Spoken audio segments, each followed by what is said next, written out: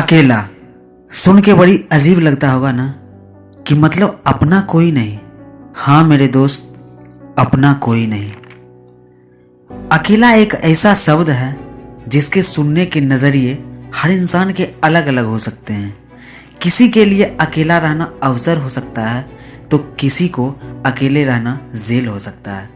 आमतौर पर हम हमारी ज़िंदगी में बड़े कंफर्टेबल रहते हैं। अगर किसी भी काम में, किसी भी तनाव में कोई आकर के हमारा साथ देता है और हमारी केयर करता है, और इसी डे टू डे लाइफ में हमें किसी इंसान की इतनी आदत हो जाती है या लोगों के साथ रहने की इतनी आदत हो जाती है कि हम उन पर डिपेंड होना शुरू कर देते हैं। तमाशा तब शुरू होती है जब हम हमारी ज़िंदगी में किसी इंसान को बहुत वैल्यू दें और बदले में वो हमें बिल्कुल साथ ना दें, या फिर साथ देने की बजाय हमें नीचा दिखाने की कोशिश करें, तो बहुत बुरा लगता है। समस्या तब हो जाती है जब आप हर वक्त किसी के लिए हाजिर रहो और दुनिया आपके हर वक्त हाजिर रहने का फ़ायदा उठाए।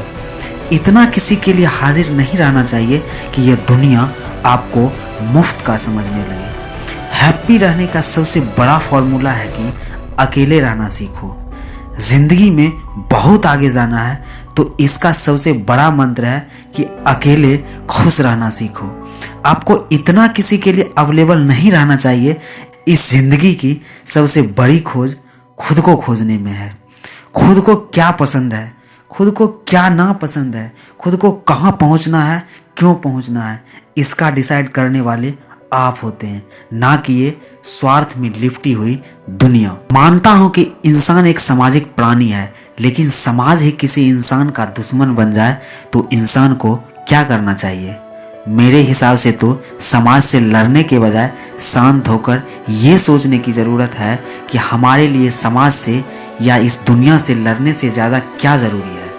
क्या हमारे लिए हमारा खुश रहना किसी से लड़ाई करने से ज़्यादा ज़रूरी नहीं है? क्या हमारे लिए हमारी ज़िंदगी में एक गोल सेट करना ज़रूरी नहीं है? कितने काम हैं इस दुनिया में जो उस इंसान का वेट करते रहते हैं जो उन कामों को कर सकता है। कितने चैलेंजेस है इस दुनिया में, कोई आप जैसा तगड़ा इंसान आएगा और उन चैलेंजेस को गले लगाएगा। ज़िंदगी का मज़ा अकेले रहने में है। झुंड में तो भेड़ बकरियां रहते हैं, लेकिन मज़ा तो तब है जब शेर की तरह अकेले रहना सीखो। सूरज अकेला है, इसका मतलब ये नहीं है कि वो कमज़ोर है, बल्कि सूरज अकेला है इसका मतलब ये है कि उसके जितना ताकतवर और दूसरा नहीं है। सबसे ऊंची चोटी माउंट एवरेस्ट एक ही है, इसका मतलब ये नहीं है कि वह दुनिया में अकेली है, बल्कि इसका मतलब ये है कि उसके जितनी ऊंची कोई चोटी ही नहीं है। अकेलापन प्रतीक है ताकत का, क्योंकि आप उस जगह पर होते हो जहां तक पहुंच पाना किसी के लिए संभव नहीं होता। अकेलेपन प्रतीक है खुशी का, क्योंकि आप किसी पर डिपेंड नहीं रहते हो। अगर आपकी ज़िंदगी की कमज़ोरी कोई खुदगर्ज इंसान है, तो उस स्वार्थी इंसान को अब गुड बाय बोलने का वक्त आ गया है।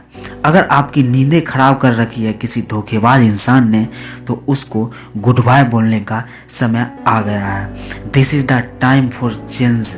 ये बदलाव का समय है। ये समय है उस समय के द्वार को खोलने का जहाँ पर जाने के बाद इंसान अमर हो जाता है।